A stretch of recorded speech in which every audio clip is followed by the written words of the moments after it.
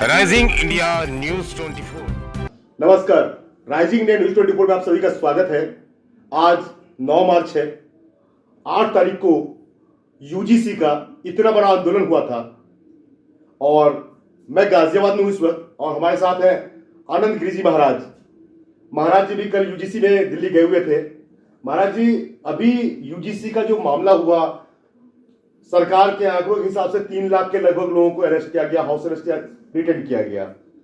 इधर गाजियाबाद के ही विधायक हैं लोनी क्षेत्र के नंदकिशोर गुर्जर जी, कुछ दिन पहले पत्रकारों के खिलाफ बोल रहे थे। उसके बाद वो उनका एक बयान आया कि ब्राह्मण तो हमारे पूजनीय है, हमारे बाप हैं, और अब यूजीसी के पक्ष में बोल के पूर्ण श्रवण समाज का अपमान करने का प्रयास कर रहे हैं। इस तरह के बयान दिया है ब्राह्मण के खिलाफ। महाराज जी, क्या हो रहा है? बीजेपी सरकार अपने विधायकों को, अपने सांसदों को इतनी छूट दे रखे, प्रशासन को लाठियां बरसाने के लिए बोल रहे हैं, संत महात्माओं पर लाठी बरसाई गई है। क्या हो रहा है? देखो, मैं श्री श्री 1008 महामंडलेश्वर राजयोगी आचार्य श्री आनंद गिरी जी महाराज, मैं पहले तो आपके इस राइजिंग इंडिया न्यूज 24 को, सभी दर्शकों को और इसको आयोजकों को कोट कोट बधाई देता हूं और आशीर्वाद भी देता हूं कि आप ऐसे दृढ़ता से, जिस तरह से एक सच्ची पत्रकारिता कर रहे हो, आप गोदी मीडिया की लिस्ट में नहीं हो और स्वतंत्र तरीके से अपनी आवाज निकालते हो। मैं आपको कोट कोट बधाई देता हूं और प्रभु से प्रार्थना करूंगा कि आपकी ये बुलंद आवाज ऐसे ही चिरातर तक ऐसे ही गूंजती रहे। जब तक जीवित रहेंगे चलेगा महाराज। बिल्कुल। अब दूसरी बात रही बीजेपी की। मैंने बीजेपी के बारे में बहुत कुछ बताया है और जीवन भर बताता रहूंगा कि इतने घटिया लोग हैं ये अपनों के नहीं हुए। सवर्ण समाज को तो मैं वैसे भी कहना चाहता हूं कि जब 2019 के कुंभ में हमारे प्रधानमंत्री, यशस्वी प्रधानमंत्री, भगोड़े प्रधानमंत्री, स्टील फाइल वाले प्रधानमंत्री, एप्सिल फाइल वाले प्रधानमंत्री, जब वहां बैठ करके एक्टिंग कर रहे थे ना, जब झाड़ू लगाने वाले के पांव धो रहे थे, इन सवर्णों को तब भी मैंने चिताया था। ये बहुरूपिया है, आपको ठगने आया है, इसका खामियाजा तुम लोग जरूर भुगतोगे। आज सारा समाज, सवर्ण ही नहीं, वो चाहे दलित समाज हो, चाहे ओबीसी समाज हो, चाहे सवर्ण समाज हो, सब आज भुगत रहे हैं। इस यूजीसी का परिणाम किसी एक जाति पे नहीं आना है, ये मानवता पे आना है, समानता पे आना है, भाईचारे पे आना है। आवाज गृह युद्ध जैसी स्थितियां इस बीजेपी ने बना दी। महाराज जी, ये अभी नंदकिशोर गुर्जर ने, या जो भाजपा के जो नेता है, उन लोगों के अलग-अलग बयान आ रहे हैं ब्राह्मणों के खिलाफ, वो भी तो सामान्य वर्ग में है, ऐसे बयान ये क्यों दे रहे हैं? इनकी बुद्धि भ्रष्ट हो गई है। कहते हैं जब नाज मनुष्य पर छाता है, पहले विवेक मर जाता है। इनका विवेक मर चुका है। वो नंदकिशोर गुर्जर जो चोर उचक्का क्या क्या नहीं है, वो खोल ली जाए, कितने तो केसेज हैं उसके ऊपर। केस तो है, बहुत सारे केस, इतने सारे केसेज हुए पड़े हैं। ये चोर उचक्के वो तो दूसरों के बारे में आकर के बात करेंगे। यही 4 दिन पहले भी कहता है कि ब्राह्मण हमारे सबके बाप हैं, उनके बिगड़ कुछ भी नहीं है। बिल्कुल बिल्कुल। आज वो कह रहा है यूजीसी का विरोध करने वाले नीच है, घटिया लोग हैं, उसको शर्म नहीं है। पता नहीं कैसे अपने बच्चों के सामने जाता होगा। इनकी मानसिकता गिर गई है। वो तिलक भी लगाते हैं, फिर भी ये सब नौटंकी बात है, ये सब बहुरूपीय हैं, ये सिर्फ बहुरूपीय हैं। जितने बीजेपी के बड़े नेता हैं, ये सब मुसलमानों के खिलाफ बोलते हैं और अपनी बेटियां उन्हीं मुसलमानों को परोसते हैं। इनकी कौन सी बात करोगे? महाराज, ये तो बहुत बड़ा आरोप है। आरोप नहीं है, ये तो शुद्ध है।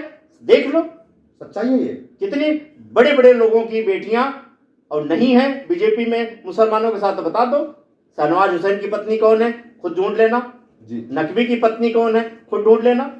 बताने की जरूरत है नहीं, ये तो बात खुद आरएसएस के बड़े बड़े अस्तर वाले बैठे लोग, उनकी बेटियां मुसलमानों के साथ हैं।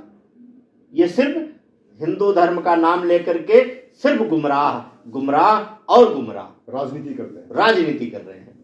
और बड़ी बात बता दूं, जिस राम का नाम लेकर के बीजेपी मंडल से कमंडल लेकर के, आठवाड़ी की रथ यात्रा से लेकर के,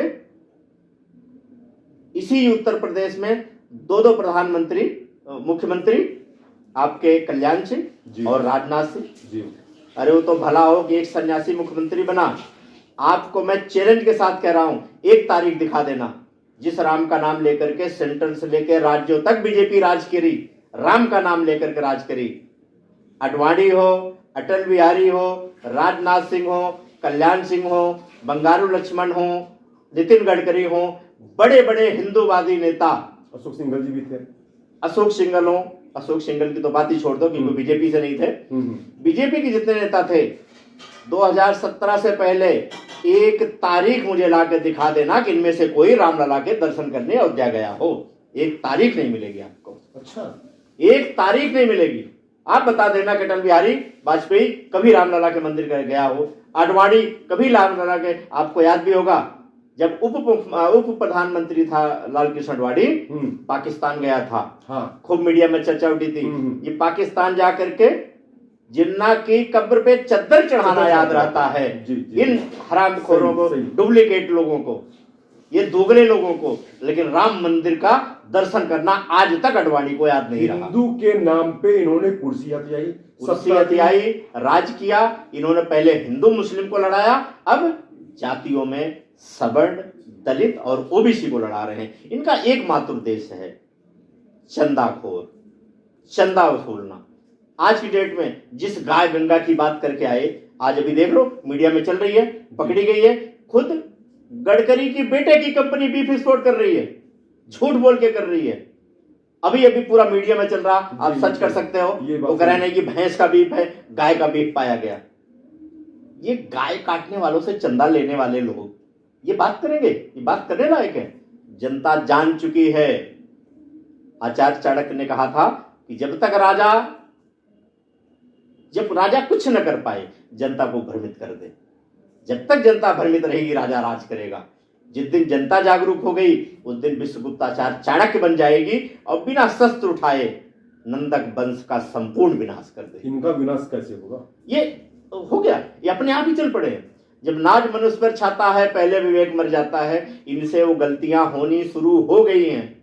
महाराज जी, इससे पहले भी राकेश टिकैत जी किसान आंदोलन, इतना बड़ा आंदोलन किए थे, 1.25 साल 1.5 साल तक ये हुआ था, उसका भी कोई असर नहीं पड़ा इनके ऊपर। सत्ता में रहे। देखो, मैं आपको बताऊं, बीजेपी को सिर्फ सत्ता चाहिए, सिर्फ सत्ता चाहिए। नहीं, मेरा ये सवाल है कि यूजीसी का जो सवर्ण समाज ने इतना बड़ा आंदोलन आप लोगों ने किया, 2-2.5 लाख रुपए डिटेन कर लिए, कुछ हुआ नहीं। वही एक उदाहरण दे रहा था मैं कि राकेश टिकैत, आप गाजियाबाद से ही देखा था, अपने गाजीपुर में इतना बड़ा आंदोलन हुआ था, पूरे देश में सारे किसान आ गए थे।